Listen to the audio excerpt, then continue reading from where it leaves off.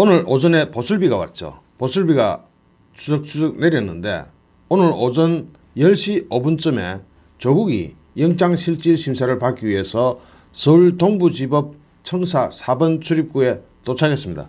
그때 조국 지지자들은 푸른 장미를 수십 송이를 들고 법원 앞에서 응원하고 있었고, 푸른 장미 이 꽃말이 포기하지 않는 사랑 뭐 그런 거죠. 이 사람들은 조국이 가족 비리 의혹으로 첫 검찰 소환 조사를 받을 때도 푸른 장미를 하나씩 들고 서울중앙지방검찰청 앞에 나타났던 그 사람들인 것 같습니다.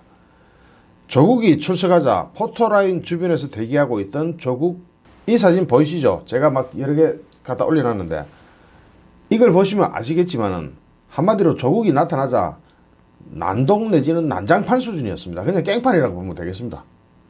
조국이 출석하자 포토라인 주변에서 대기하고 있던 조국 지지자들은 조국 수호, 영장 기각, 내가 조국이다 뭐 이런 것도 나오죠. 그런 거를 하면서 조국의 얼굴과 촛불이 그려진 푸른 현수막을 내걸기도 하고 조국의 웃는 모습의 사진을 머리 위로 흔들어 댔습니다. 조국이 나타나기 전에는 문재인의 얼굴이 그려진 피켓을 들고 공수처를 설치하라, 이 나라 말아먹을 공수처를 이 사람들은 적극 찬성하고 있습니다.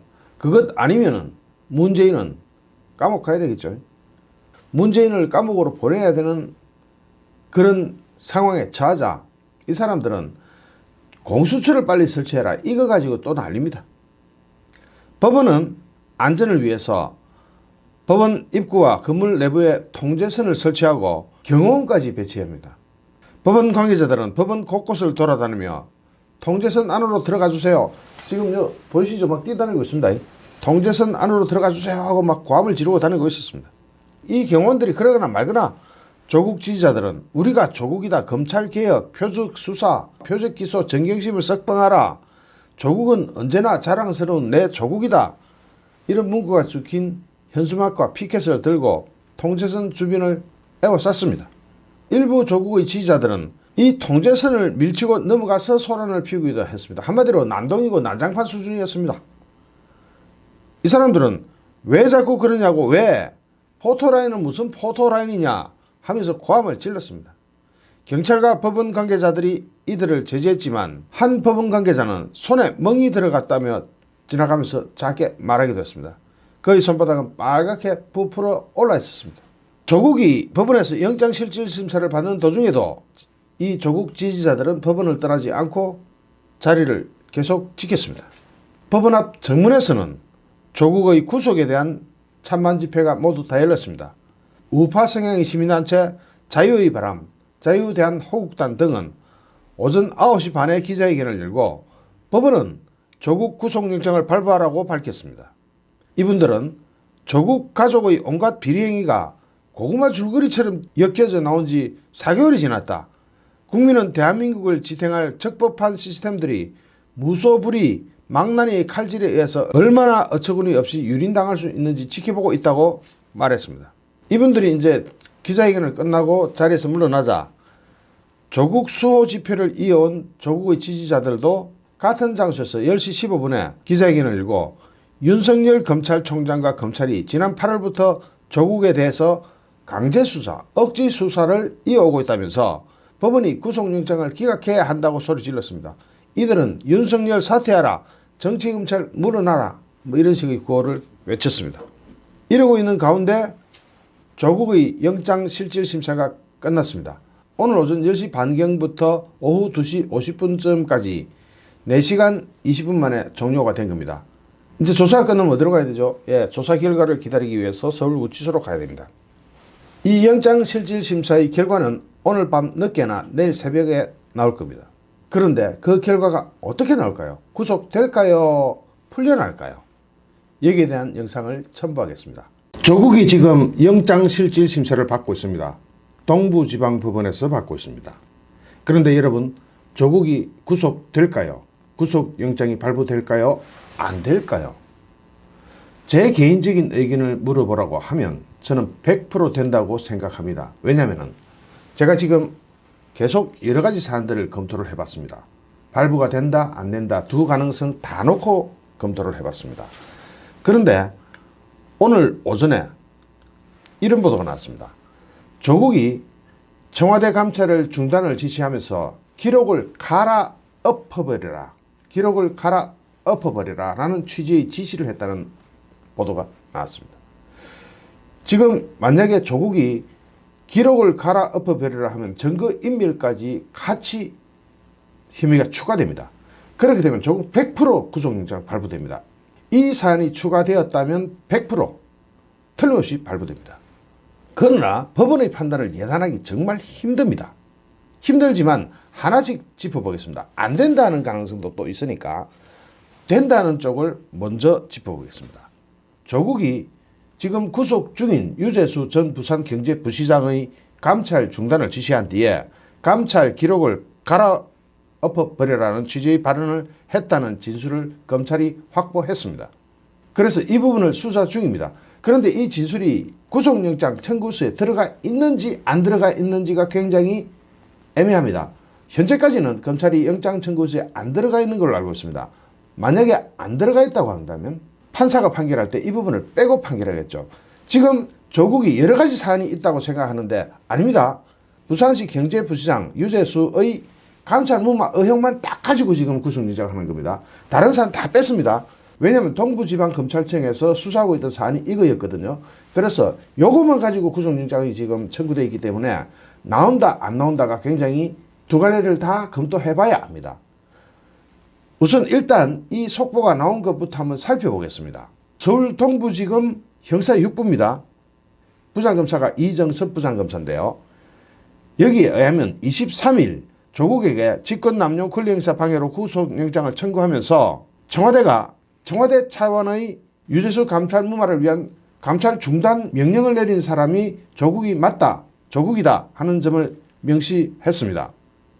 이 일이 일어났을 때가 2017년입니다. 대통령 민정수석 비서관이던 조국은 금융위원회 금융정책국장으로 있던 금융을 담당하는 데입니다.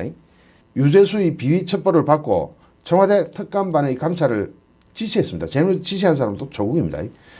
조국은 특감반의 중간보고를 4차례를 받았습니다. 4번 받은 뒤에 유재수를 불러서 직접 수사해라, 직접 조사해라고 명령을 내립니다.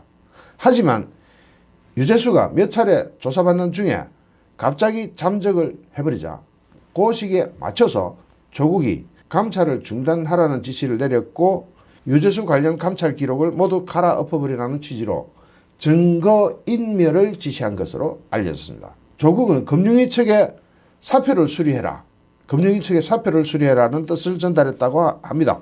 그러면 사표만 수리하고 이것을 수사기관에 의뢰하지 않은 것이 지금 구속영장이 발부되느냐 마느냐 이 부분이거든요.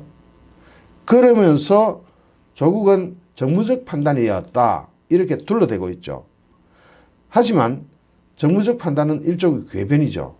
검찰도 그렇게 보고 있습니다. 그런 거는 우리 사법체계가 용인하지 않는다는 것을 국민에게 상식적으로 보여줘야 된다는 게 검찰의 입장입니다. 조국은 정무적 판단이라고 하지만 사실관계를 따져보면 정당한 감찰을 없던 일로 만들어버린 직권남용에 해당한다는 뜻입니다. 여기에서 또 하나 중요하게 고려해야 될 사항이 있습니다. 뭐냐? 우병우 판례입니다. 이 우병우 판례는 이런 겁니다. 법원이 판례를 뭐라고 냈냐면은 우병우 전 수석은 국정농단을 알고도 모른 척 했다는 게 구속사유입니다. 알았지만 모른 척 했다.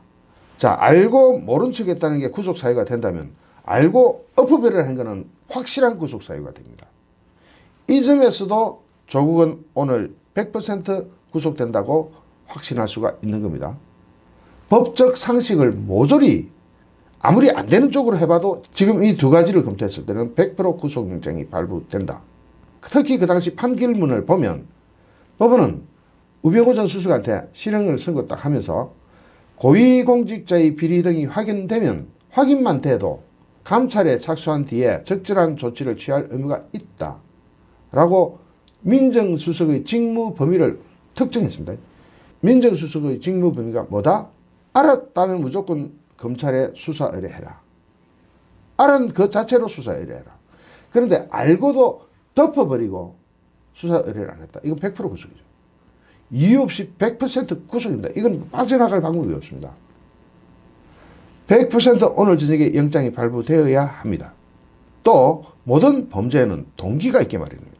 조국이 검찰에 수사 의뢰도 하지 않으면서 감찰을 무마했다면 어떤 동기가 있을 거 아닙니까? 범죄에서는 이 동기를 굉장히 중요하게 봅니다. 오늘 판사도 이 부분 고민하고 있을 거거든요. 영장 청구서에 이 부분이 뭐라고 나와 있느냐면은 친문 인사들의 감찰 중단 요청이 백운우 전 민정비서관을 통해서 조국한테 전달됐다. 조국이 자신의 정치적 입지를 고려해서 자기보다 위선일 거거든요. 위선의 압력에 의해서 이거는 정치적 입지를 볼 때 중단하는 게 낫겠다 하는 그런 판단으로 감찰을 중단했다는 것이 검찰의 입장입니다. 이와 관련해서는 이미 문재인의 최측근으로 알려진 김경수 경남지사, 윤건영 청와대 국정상황실장 등이 검찰 조사를 받았잖아요. 그 받았다는 것도 몽땅 들어가 있을 겁니다. 조국도 검찰 조사할 때 백운우 전 비서관을 통해서 감찰 중단 의견을 전달받았다 하면서도 직접적인 외압은 없었다 이랬거든요. 그러면서 직접적인 외압은 없었다. 그러면 간접적인 외압? 아니면 조국 자신의 정치적 입지를 위해서 엎었다. 이렇게 볼 수가 있겠죠. 이 동기로 볼 때 조국은 이 동기상에서도 빠져나갈 때가 없습니다. 100% 구속영장입니다. 그런데 또 조국은 어떻게 하고 있냐면은 조국은 영장 내용을 다 부인하고 있습니다. 싹 부인하고 있습니다. 그 내용을 보면 기자들이 물었거든요. 혐의 내용을 부인하느냐 한 말씀만 부탁드린다 하니까 묵묵부답으로 법원에 들어가면서 이런 이야기를 남겼거든요. 혹독한 시간이었다. 요거는 이제 혹독한 시간이 끝난다 이런 의미를 내포하고 있지 않을까요? 자신감을 가지고 들어갔습니다. 검찰의 영장 신청 내용에 동의하지 못한다 이랬거든요. 동의하지 못한다면 동의하지 못하는 부분이 있을 거 아닙니까? 지금 현재 법원에서는 영장 실질 심사를 하고 있습니다. 그런데 조국이 들어갈 때 했던 말처럼 검찰이 제시하는 범죄 혐의에 대해서 대부분을 부인하고 있다고 합니다. 부인하고 있어요. 지금 권덕진 영장 전담 부장판사가 심리를 하고 있는데요. 지금 법원 안에는 이 사건을 담당하고 있는 조국 측에서는 김칠준 변호사와 몇명, 그리고 검찰 측에서는 이정섭 동부지검 형사육부 부장검사가 직접 들어갔습니다. 그렇게 해서 치열하게 지금 다투고 있습니다. 영장실질심사 재판은 낮 12시 반쯤 한 차례 휴정했습니다. 밥 먹어야죠. 식사시간 때문에 휴정했습니다. 그리고 재개되기도 했습니다. 조국에 대한 구속영장은 이러면 오늘 오후 늦게 결정될 전망이고 늦어도 내일 새벽에는 나옵니다. 그 결과가 나온다는 뜻이죠. 구속, 불구속. 그동안 조국은 서울 동부구치소에 들어가 있어야 됩니다. 그 판단이 나올 동안. 그래서 그 휴정 시간에 기자들이 막 물어봤겠죠. 그때 대충 흘러나온 발언은 이렇습니다. 조국이 검찰 조사 받을 때 입장문을 한번 낸 적이 있습니다. 그때 해당 결정은 정무적 최종 책임이라고 언급하면서 위법하지 않다고 했거든요. 지금도 실질심사에서 그 부분을 그렇게 주장하고 있는 것으로 알려지고 있습니다. 자, 그러면 조국의 영장이 발부되면 어떻게 될까요? 이렇게 될 경우 검찰의 수사망은 조국의 위선으로 올라갑니다. 이미 검찰은 천경덕, 윤건영, 김경수 조사했고 그 다음에 누구 남았다? 임종석 남았죠? 임종석 지금 어떤 상태다? 잠적 상태고 어디에도 나타나지 않고 있습니다. 어디가 있는지 모릅니다. 그래서 제가 요즘 하도 이상한 선택들을 많이 하니까 불안하다라고 제가 말씀드린 적이 있죠. 그리고 또 영장이 발부되거나 하면 기소만 돼도 그래야 되는데 구속, 불구속을 떠나서 기소만 돼도 서울대 교수 직위를 직위해제에 당할 것으로 보입니다. 자, 그러면 법원의 판단이 나올 케이스 바이 케이스로 여러 가지 케이스를 다 한번 검토해 봅시다. 영장이 발부됐을 경우를 한번 봅시다. 발부됐을 경우는 혐의가 소명되었고 이래 나올 겁니다. 그리고 증거인멸 우려가 있다 이렇게 하면서 영장이 발부될 거거든요. 이때는 수사가 탄력을 더 받게 됩니다. 아마 윗선을 향해서 임종석과 정수기 쪽으로 올라갈 겁니다. 그런데 만약 기각되면은 두 가지 경우가 있겠죠. 한 경우는 혐의는 소명되었지만 증거가 이미 확보되었고 도주의 우려가 없고 증거인멸의 우려가 없다. 이렇게 나가면은 계속 수사할 수 있는 명분이 있고 수사가 탄력을 받게 됩니다. 그런데 만에 하나 법원이 혐의 소명이 불충분하다 등의 사유로 영장을 기각하게 되면 수사에 제동이 걸립니다. 혐의가 불충분한데도 혐의 소명이 불충분한데도 영장을 청구했느냐 이런 비판을 검찰이 받게 됩니다. 제가 지금까지 검토해본 바로는 이 영장은 100% 나와야 맞습니다. 100% 발부되고 조국은 구속이 집행되어야 그게 정의로운 판결이고 그것이 정의입니다. 그리고 수사의 칼날은 조국의 위선으로 임종석과 정수기 쪽으로 올라가야 됩니다. 그런데 그렇게 안 될 가능성도 전혀 없지는 않습니다. 제가 양쪽의 양 케이스를 다 가지고 여러분께 브리핑을 해드렸습니다. 여러분은 어떻게 생각하십니까? RMB 뉴스 정광용이었습니다. 좋아요, 구독하기, 공유하기는 저에게 큰 힘이 됩니다. 감사합니다.